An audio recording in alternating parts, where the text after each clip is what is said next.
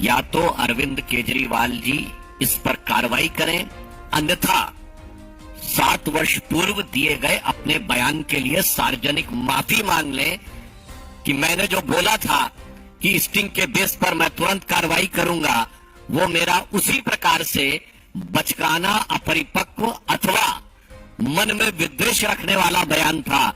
जैसे मैंने अनेक चीजों पे अपना बयान और स्टैंड पलटा है, मैं आज इस पर भी पलट रहा हूं। मैं पुनः यह बात कहना चाहता हूं कि आपने देखा कि इतने स्पष्ट प्रमाण के बाद भी कभी वो विश्वास मत के नाम पर बचने का प्रयास करते हैं, कभी बापू की समाधि पर जाकर हास्यास्पद और दुखद ढंग से विषय को डाइवर्ट करने का प्रयास करते हैं, कभी अपने मधुशाला का घोटाला पाठशाला के पीछे छुपाने का प्रयास करते हैं। मुख्य विषय के ऊपर वह जवाब देने से निरंतर बचते रहते हैं। परंतु भारतीय जनता पार्टी का बहुत स्पष्ट मानना है कि जब उस स्टिंग ऑपरेशन में स्पष्ट रूप से राशि का उल्लेख है, प्रतिशत का उल्लेख है, और इसके उपरांत भी यदि आम आदमी पार्टी इसे स्वीकार करने को तैयार नहीं है, तो मैं ये कहना चाहूंगा, कट्टर ईमानदार का दागी किरदार अब जनता के सामने साफ हो गया है। पुनः मैं कह रहा हूं, कट्टर ईमानदार होने का दावा करने वालों का दागी किरदार अब जनता के सामने साफ हो गया है। इसलिए हमारे सभी विधायकों को अब यह आवश्यकता महसूस होती है, और जिस प्रकार का घटनाक्रम दिल्ली सरकार में चल रहा है, कभी मुख्यमंत्री दावा करते हैं, मुझे पहले से ये बात पता है, जो लोग यह दावा करते हैं कि उनको सीबीआई के अंदर के सूत्रों से पहली बात पता है, तो आप बहुत आसानी से समझ सकते हैं कि वो सत्ता के संस्थान में रहते हुए किस प्रकार की चीजों को छुपाने, ढकने या मैनिपुलेट करने का कार्य इस घोटाले के संदर्भ में कर सकते हैं। इसीलिए आज हमारे दिल्ली विधानसभा के सभी सम्मानित विधायकों ने केंद्रीय अन्वेषण ब्यूरो यानी सीबीआई को एक पत्र लिखने का निर्णय लिया है कि अनेक तथ्य जो पहले ही प्रकाश में आ चुके हैं, उसके उपरांत इस स्टिंग के प्रकाश में आने के बाद भी, कई दिन गुजरने के बाद भी जिस प्रकार की छलपूर्ण निष्क्रियता दिल्ली सरकार में दिखाई पड़ रही है, वो बहुत संदेह उत्पन्न करती है कि इस विषय को सही ढंग से कभी जांच वो नहीं होने देंगे।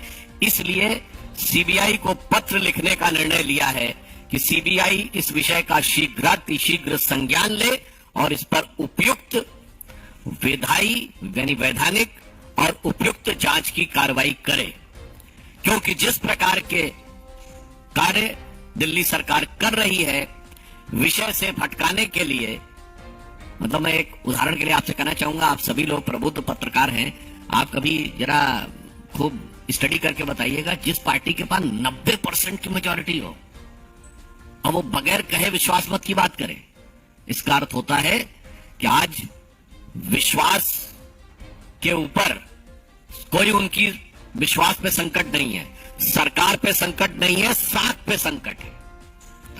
आम आदमी पार्टी की साख पर संकट है, और यह बात हम नहीं कह रहे हैं, उनकी पार्टी जिस आंदोलन से निकली उस आंदोलन के अधिष्ठाता अन्ना जी ने अपने पत्र में ही यह बात स्पष्ट कर दी है। इसीलिए विवश होकर हमारे विधायकों को यह निर्णय लेना पड़ा कि इतने बड़े प्रमाण पर भी यदि कोई कार्रवाई नहीं हो रही है, तो फिर देश की सर्वोच्च इन्वेस्टिगेटिंग एजेंसी को इस विषय के ऊपर संज्ञान लेना चाहिए। मैं इस संदर्भ में अनुरोध करूंगा दिल्ली विधानसभा में हमारे नेता प्रतिपक्ष रामवीर सिंह विदुड़ी जी से कि वो आपको संबोधित करें।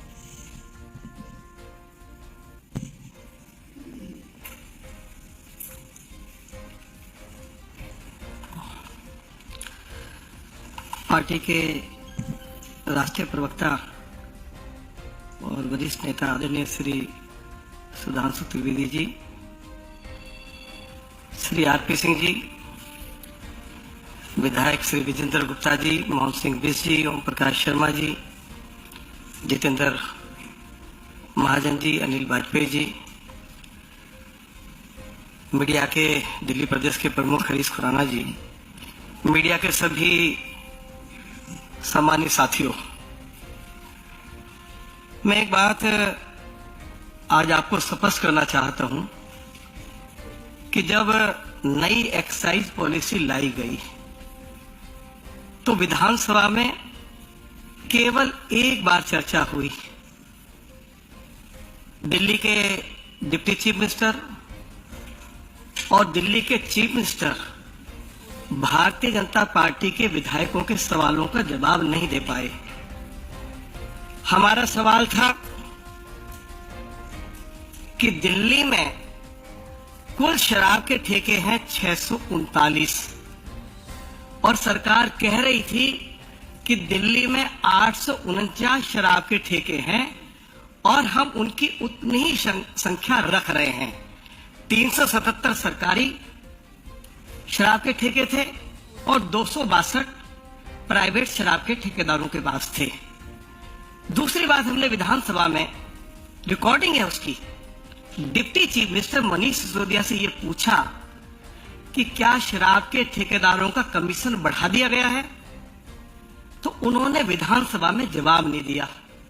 मेरा स्टार्ट क्वेश्चन था, सप्लीमेंट्री मैंने पूछी, उन्होंने जवाब नहीं दिया। उन्होंने कहा आप लीडर अपोजिशन है, आपको सब मालूम है, पॉलिसी की कॉपी हमको उपलब्ध नहीं कराई गई। और हाउस के अंदर हमने कहा कि शराब के ठेकेदारों का कमीशन 2% से बढ़ाकर 12% कर दिया है। तीसरी बात हमने कही कि देखिए आप नियमों का उल्लंघन कर रहे हैं। आपने शराब सर्व करने का समय रात 10 बजे से बढ़ाकर प्रातः 3 बजे तक कर दिया है। दिल्ली पुलिस की एनओसी नहीं ली गई है। तीसरी बात हमने कही कि देखिए दिल्ली में 100 ऐसे नगर निगम के वार्ड्स हैं जहां मास्टर प्लान हमको शराब के ठेके खोलने की अनुमति नहीं देता है और डिप्टी चीफ मिनिस्टर ने इस बात को स्वीकार किया कि हाँ 100 वार्ड्स ऐसे हैं, लेकिन उसके बावजूद भी 300 शराब के ठेके शराब के ठेकेदारों से मोटी रकम लेकर रिहायशी क्षेत्रों में या नॉन कन्फर्मिंग एरिया में या जो मिक्स लैंड यूज की सड़कें थी उन पर खोल दिए गए। चौथी बात, हमने उनको कहा कि साहब अगर कोई शिकायत करता है कि शराब की क्वालिटी ठीक नहीं है तो उसकी जांच सरकार की लैब में होनी चाहिए, लेकिन सरकार ने कहा कि सरकार की लैब में नहीं होगी, जो शराब के ठेकेदार हैं उनकी लैब में ही टेस्टिंग होगी। तो इस पर भी हमने अपना ऐतराज दर्ज कराया था। एक कितनी मजेदार बात उन्होंने हाउस के अंदर कही कि हम दिल्ली के लोगों को शराब पीने के तरीके सिखलाएंगे और उसके लिए 5 शराब के ठेके खोलेंगे। हमने कहा भाई आपने तो दिल्ली में पिछले 7-7.5 सालों में एक स्कूल नहीं खोला, एक कॉलेज नहीं खोला, लेकिन शराब पीने के तरीके आप सिखलाएंगे, उसके लिए 5 स्कूल आप खोलेंगे। तो ये बात भी उन्होंने कही। ये लोग कहते हैं कि 849 शराब के ठेके केवल हमने खोलने की योजना बनाई है, ये झूठ बोलते हैं। इन्होंने 1000 लाइसेंस बैंक्वेट हॉल के मालिकों को, होटल रेस्टोरेंट्स में जो बार्स हैं उनको भी इन्होंने दिए। इन्होंने दिल्ली में यदि नीचे शराब का ठेका है तो फर्स्ट फ्लोर पे डांस बार की भी अनुमति दे दी। और तीसरी एक और मजेदार बात देखिए कि इन्होंने कहा कि जहां शराब का ठेका है वहीं उसके बगल में ही शराब पीने की व्यवस्था की जाएगी, जबकि दिल्ली पुलिस से कोई एनओसी इस संबंध में इन्होंने नहीं ली। अब इनका यह भी कहना था कि दिल्ली में जो नई शराब नीति है ये वर्ल्ड क्लास एक्साइज पॉलिसी है, इससे हमारी आय जो है वो 6,500 करोड़ रुपए से बढ़ के 10,000 करोड़ रुपया हो जाएगी। लेकिन आज मैं इतना जरूर कह रहा हूं कि बिक्री डबल हो गई, लेकिन आय जो है वो आधी भी नहीं रही। अरविंद केजरीवाल, आपको ये तो बताना होगा, जिस शराब नीति को आप कहते थे वर्ल्ड क्लास एक्साइज पॉलिसी है, आखिर उसको वापस क्यों लिया? और जो स्टिंग अभी जो आया है, और जो बात हम हाउस के अंदर कहते थे कि कमीशन 2% से बढ़ाकर 12% कर दिया, जो शराब के ठेकेदारों को उन्होंने शराब के ठेके दिए उन्होंने स्वीकार कर लिया है हाँ कि कमीशन 2% से बढ़ाकर 12% किया, लेकिन डिप्टी चीफ मिनिस्टर और चीफ मिनिस्टर भाजपा के विधायकों को इसकी जानकारी देने के लिए तैयार नहीं थे। अब शराब के ठेकेदार कह रहे हैं कि हाँ 2% से बढ़ाकर 12% हुआ और उसमें से 6% शराब के ठेकेदारों के जेब में गया और 6% जो है वो सरकार केजरीवाल या सिसोदिया की जेब में गया। यही मैं कहना चाहता था। अरविंद केजरीवाल कभी विधानसभा में चर्चा कराते नहीं है, चर्चा से भाग खड़े होते हैं।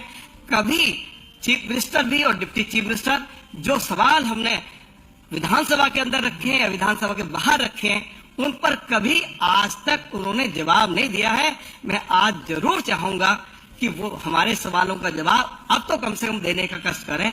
मैं यही कहना चाहता था। बहुत बहुत धन्यवाद।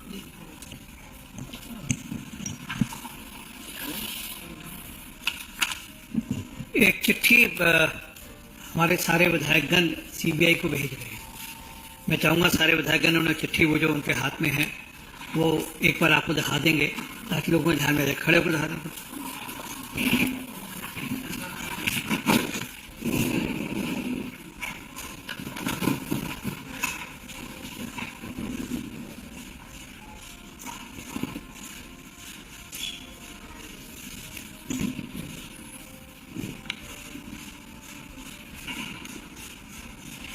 जी धन्यवाद। एक मिनट हो गया। एक बार दोबारा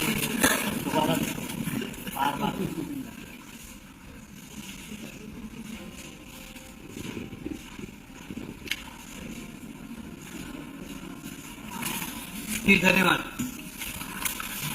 सुधांशु जी। देखिए, जिस प्रकार से अभी नेता प्रतिपक्ष जी ने कहा, तो हम सिर्फ इसको समराइज करते हुए 2 बिंदु कहना चाहते हैं। केजरीवाल जी ने अपना बयान दिया था, उसके लिए माफी मांग ले, और अगर कहीं बात पर भरोसा नहीं है तो उन्होंने खुद स्वराज पुस्तक लिखी थी जिसमें उन्होंने लिखा था शराब के ठेके समाप्त कर देने चाहिए और केवल एक ही स्थिति में खुलने चाहिए यदि वहां की 90% महिलाएं उसके लिए लिखित में अनुमति दें। अब या अपनी कथनी और करनी दोनों में के लिए वो माफी मांगे। इस स्टिंग के आने के बाद यदि वो कोई कार्रवाई नहीं करते हैं तो इसका अर्थ बहुत साफ है कि ना उनकी कही बात पर भरोसा किया जा सकता, न उनकी लिखी बात पर भरोसा किया जा सकता। धन्यवाद। आप में से कोई प्रश्न? जी, कोई किसी का प्रश्न?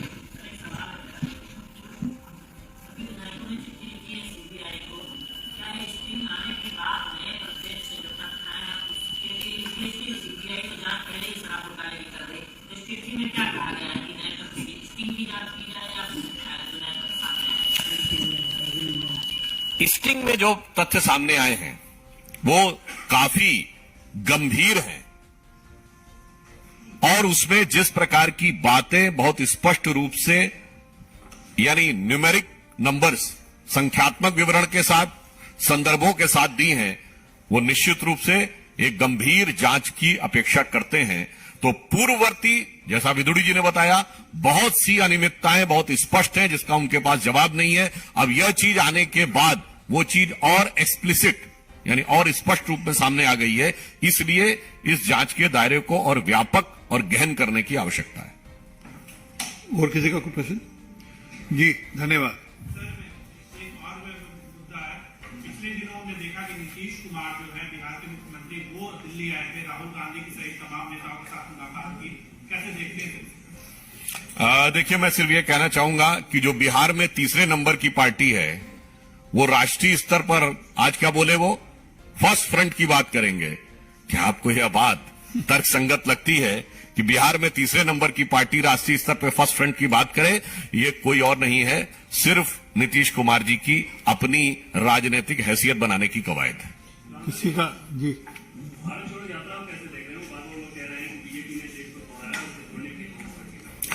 देखिए, जो प्रश्न इससे पूर्ववर्ती था उसका ही संबंध इससे भी है। देखिए, इस समय क्या हो गया है कि विपक्ष में जितने भी नेता हैं सबको अचानक ये लगने लगा किसी को सरकार बनाने से कोई न उनको पता है, न उनकी क्षमता है, ना वो ये करने में सक्षम है। केवल उनको अपनी अपनी हैसियत बनाने की कवायद करनी है, फिर चाहे ममता बनर्जी जी हो, केसीआर हो या नीतीश कुमार जी हो। उसी सिलसिले में कांग्रेस ने भी अपनी हैसियत बनाने की कवायद दिखाने की शुरू की है। इसका भारतीय जनता पार्टी से मतलब नहीं है। वो कांग्रेस पार्टी नीतीश कुमार जी को, ममता बनर्जी जी को, केसीआर जी को और चाहे शरद पवार जी को शायद ये दिखाने की कोशिश कर रही है कि भाई हम तो हैं तमाम जगह पे, आप कहां हैं। तो ये विपक्षी दलों का अंदरूनी मामला है और इसका सरकार बनाने से कोई मतलब नहीं, सिर्फ हैसियत बनाने से मतलब है। और जहां तक भारत जोड़ो की बात करने की बात कहते हैं, तो मैं कहना चाहूंगा भारत, भारतीयता और भारतीय संस्कृति के हर जोड़ने वाले तत्व को जिस ढंग से तोड़ने का काम लंबे समय तक कांग्रेस ने अपनी राजनीति में रखकर किया, चाहे वो सत्ता में रहे हों या विपक्ष में रहे हों, सिर्फ वोट बैंक की राजनीति के ऊपर क्षेत्र, जाति, वर्ग, धर्म, समुदाय, भाषा किस पर नहीं तोड़ा है। तो एक ही पंक्ति कहना चाहूंगा कि तुमने बांटे गली मोहल्ले सारे, बांटे आंगन और गलियारे, बांटे मंदिर और गुरुद्वारे, गांव गांव में, खेत खेत में जात पात की म्याद बांट दी। खेतों की म्याद होती है ना, हम समझते हैं। जात पात की म्याद बांट दी तुमने, एक वोट की खातिर देश की हर बुनियाद बांट दी। जी धन्यवाद। आम आदमी पार्टी आरोप लगा रही है कि उन्होंने ऐसी शराब को घेरा था दिल्ली के, अब जो है शिवराज सिंह चौहान पर सवाल करेगा नहीं कि जो चारा घोटाला उसमें करीब 2500 करोड़ रुपए का घोटाला जो है वो शिवराज सरकार। देखिए, वो कितना भी डाइवर्ट करने की कोशिश करें, दिल्ली की जनता अर्जुन की आंख की तरह सिर्फ शराब के घोटाले पर जवाब चाह रही है। जवाब मधुशाला पे चाहिए, किसी दूसरी चीज के ऊपर नहीं चाहिए। वो जितना भी डाइवर्ट करने का प्रयास करें, यह दर्शाता है कि वो उस मुद्दे पे जवाब नहीं देना चाहते। और एक और बात मैं कह दूं, भारत के इतिहास का एक और अद्भुत उदाहरण है कि जिस पॉलिसी को जिस पार्टी की सरकार ने खुद ही विड्रॉ कर लिया और उसके बाद उसको डिफेंड करने आती हो। आप सभी प्रबुद्ध पत्रकारों से मैं कहता हूं, भारत के इतिहास में कोई ऐसा उदाहरण बताइएगा कि गवर्नमेंट ने किसी पॉलिसी को विड्रॉ कर लिया हो और उसके बाद आकर उसका डिफेंस करते हो। दोहरे चरित्र का इससे बड़ा उदाहरण नहीं हो सकता। एक मिनट रविंद्र जी,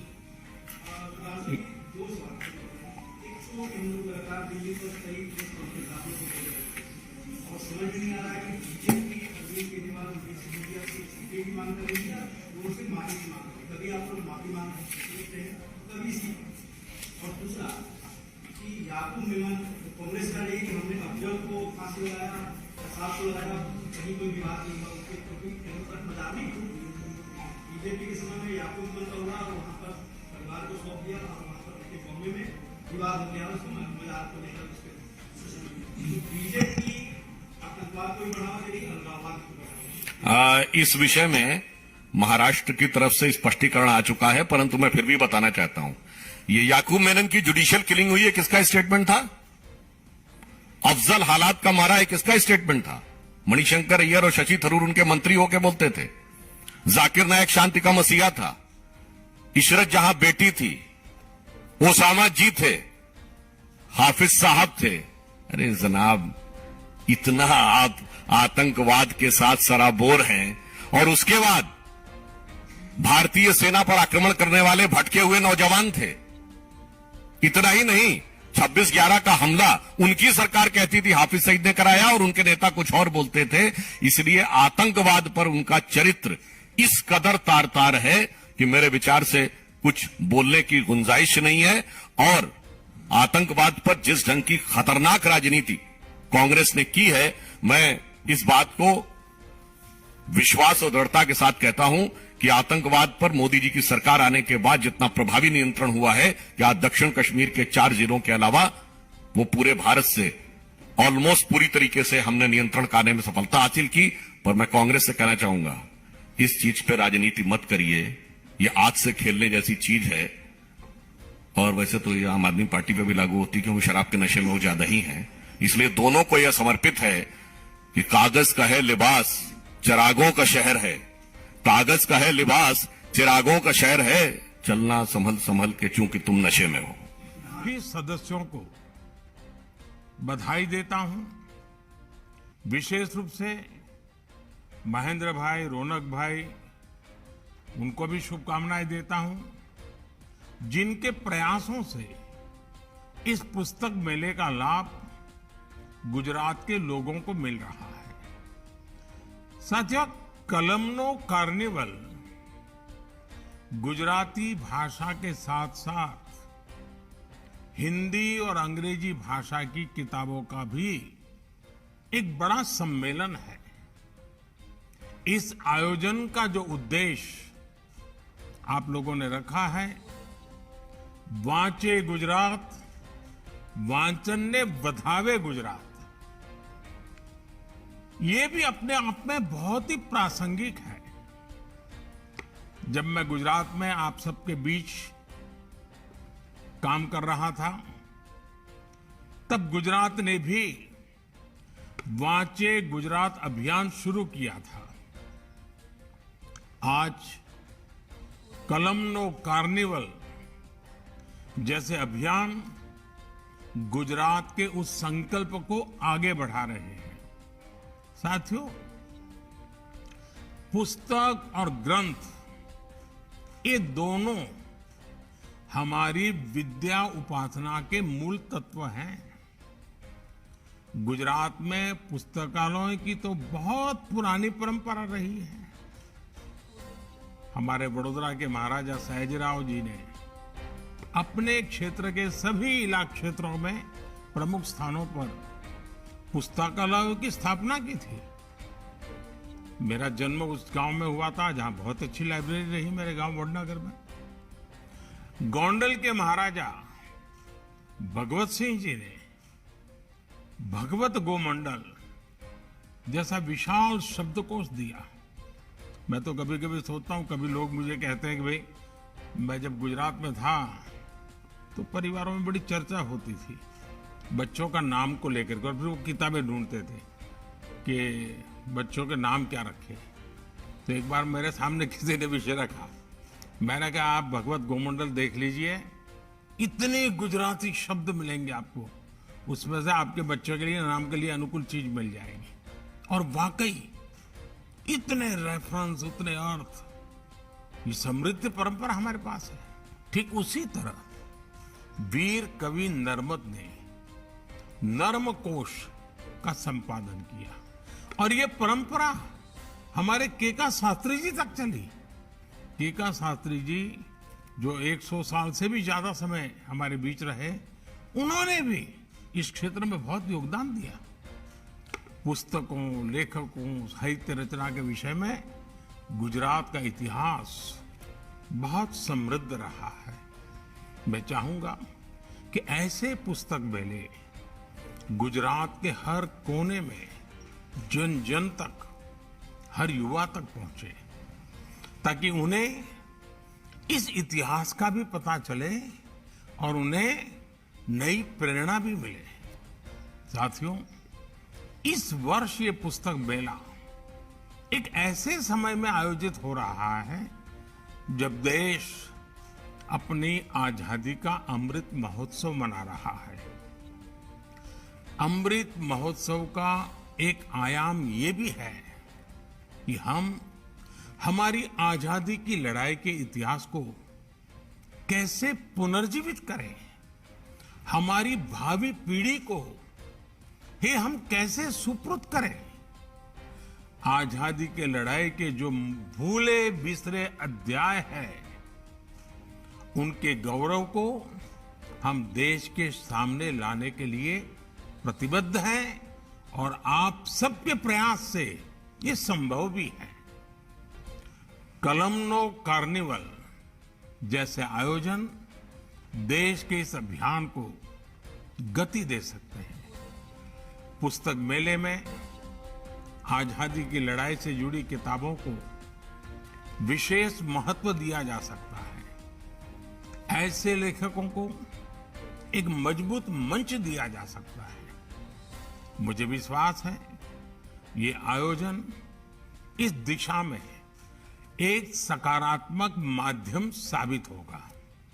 साथियों, हमारे यहां शास्त्रों में कहा जाता है, शास्त्र सुचिंतित पुनि पुनि देखिय, अर्थात शास्त्रों को, ग्रंथों और पुस्तकों का बार बार अध्ययन करते रहना चाहिए, तभी वो प्रभावी और उपयोगी रहते हैं। ये बात इसलिए और महत्वपूर्ण हो जाती है क्योंकि आज इंटरनेट के जमाने में ये सोच हावी होती जा रही है कि जब जरूरत होगी तो इंटरनेट की मदद ले लेंगे। तकनीक हमारे लिए निस्संदेह जानकारी का एक महत्वपूर्ण जरिया है, लेकिन वो किताबों के अध्ययन को रिप्लेस करने का एक तरीका नहीं है। जब जानकारी हमें दिमाग में होती है तो दिमाग उस जानकारी को गहराई से प्रोसेस करता है, उससे जुड़े हुए नए आयाम हमारे दिमाग में आते हैं। अब मैं एक छोटा सा आपको काम देता हूं। हम सब ने नरसिंह मेहता के द्वारा रचित वैष्णव वजन तो तेने रे कहिए कितनी ही बार सुना होगा, कितनी ही बार बोला होगा। एक काम कीजिए, आप उसको लिखित रूप में अपने सामने लेकर के बैठिए और सोचिए कि इस रचना में वर्तमान के संदर्भ में क्या क्या है, कौन सी बातें अनुकूल हैं। मैं विश्वास से कहता हूं कि जिस वैष्णव भजन को आपने हजारों बार सुना है, लिखित रूप में अपने सामने लेकर के जब सोचना शुरू करोगे, वर्तमान के संदर्भ में समझने का प्रयास करोगे, उसमें से भी आपको नए सैकड़ों अर्थ हर बार मिलते जाएंगे। ये ताकत होती है और इसलिए पुस्तक का हमारे पास होना, हमारे साथ होना, हमारे सामने होना, वो नए नए इनोवेशन के लिए, नए नए अनुसंधान के लिए, सोचने के तर्क वितर्क को गहराई तक ले जाने के लिए बहुत बड़ी ताकत देता है। इसलिए बदलते समय के साथ किताबों को पढ़ने की हमारी आदत बनी रहे, ये बहुत जरूरी है। फिर किताबें चाहे फिजिकल फॉर्म में हो या डिजिटल फॉर्म में, मैं मानता हूं कि इस तरह के आयोजन युवाओं में किताबों के लिए जरूरी आकर्षण पैदा करने में, उनकी अहमियत को समझाने में भी बड़ी भूमिका अदा करेंगे। साथियों, मैं ये भी कहना चाहूंगा, અને જ્યારે આજે ગુજરાતના લોકો સાથે બેસી રહ્યો વાત કરી રહ્યો છું, ત્યારે ક્યારેક આપણે વિચાર કર્યો છે કે આપણે કોઈ નવું ઘર બનાવતા હોઈએ, કોઈ આર્કિટેક્ચર જોડે ઘણી બધી ચર્ચા કરતા હોઈએ છીએ કે અહીંયા તમે ડાઇનિંગ રૂમ બનાવજો, અહીંયા ડ્રોઈંગ રૂમ બનાવજો, ક્યારેક ક્યારેક કેટલાક લોકો એમ પણ કહેતા હોય અહીંયા પૂજા ઘર બનાવજો, કેટલાક એનાથી આગળ જતા હોય કે ભાઈ મારા કપડાં બધા રાખવા માટેની વ્યવસ્થા અહીંયા રાખજો।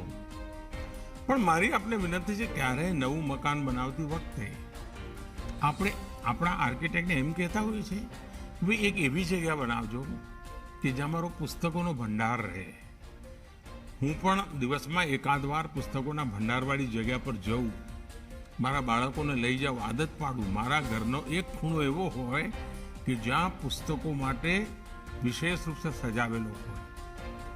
आपने नहीं कहता, आपने खबर हशे, हूँ गुजरात में एक बहुत आग्रह रखता हूँ, कोईपण कार्यक्रम थाय तो हूँ कहतो तो मंच पर भाई बुके नहीं बुक आपू, कारण के 100-200 रुपया बुके लई आवे एनु आयुष पण बहुत टूंकू होय। हूँ एम कहतो बुक लई आवो, कारण मने खबर हती के एना कारणे पुस्तकोनुं वेचाण पण वधे, प्रकाशकों ने, लेखक ने आर्थिक रीते पण मदद જોઈએ કે ના જોઈએ।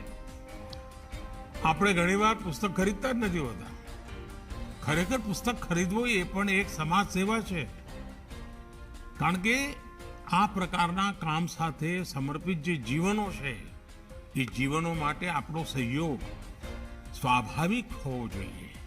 એટલે પુસ્તક ખરીદવાની ટેવ પાડવી પડે, પુસ્તક સાચવવાની રાખવાની ટેવ પાડવી જોઈએ. અને મેં એવા ઘણા લોકોને ગુજરાતમાં જોયા હતા કે જે લોકો ઘેર ઘેર જઈને લોકોને પુસ્તક આપતા અને વિનંતી કરતા કે આ પુસ્તક તમે વાંચજો ને જો સારું લાગે ને ખરીદવા જેવું લાગે તો ખરીદજો, નહીં તો મને પાછું આપજો. એવા ઘણા લોકો મેં જોયા છે. મને યાદ છે આપણા ત્યાં ભાવનગરમાં એક સજ્જન પુસ્તકની પરબ ચલાવતા હતા. આ પ્રકારના કામો ઘણા લોકો કરતા રહ્યા છે. પરંતુ આપણી વ્યવસ્થા એવી હોવી જોઈએ કે આપણે પરિવારમાં, અને આપણે ત્યાં તો કહે છે ને ભાઈ સરસ્વતી એ લુપ્ત છે, ગુપ્ત છે. વિજ્ઞાન ને બાકી જે લોકો કહેતા પણ હું સાહિત્યના કાર્યક્રમમાં છું એટલે જુદો તર્ક આપું છું. અને આ સાહિત્યવાળી દુનિયાનો તર્ક છે કે ભાઈ એ સરસ્વતી એ તો જ્ઞાનની દેવી છે, એ લુપ્ત છે, ગુપ્ત છે. એનો મતલબ એ થયો કે આ સરસ્વતી ગઈકાલ, આજ અને ભવિષ્યકાળ ત્રણેયને લુપ્ત અવસ્થામાં જોડતી રહી છે. આ સરસ્વતી પુસ્તકોના માધ્યમથી ઇતિહાસને, વર્તમાનને અને ઉજ્જવળ ભવિષ્યને જોડવાનું કામ કરતી હોય છે. અને એટલા જ માટે પુસ્તક મેળાના મહાત્મ્યને સમજીએ. આપણા પરિવાર સાથે જવું જોઈએ. પુસ્તક મેળામાં તો પરિવાર સાથે જો, અને પુસ્તક આમ ફંગોળીએ ને તો પણ એમ તો કે અચ્છા આ પણ છે આપણે ત્યાં, આના પર પણ વિચાર થયેલો છે. અનેક ચીજો ઉપલબ્ધ થતી હોય છે.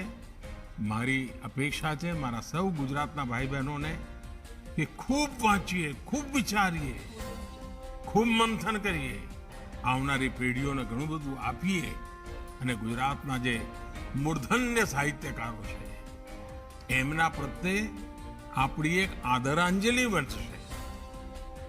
શબ્દની સંદના જે સાધકો છે, સરસ્વતીના જે પૂજારીઓ છે, એમને પણ આ મેળામાં આપણી સક્રિય ભાગીદારી એક પ્રકારની આદરાંજલિ બની રહેશે. મારી આપ સૌને ખૂબ ખૂબ શુભકામનાઓ છે. ફરી એકવાર વિચારને, વાચકને, સૌને આદરપૂર્વક નમન કરીને મારી વાત પૂર્ણ કરું છું.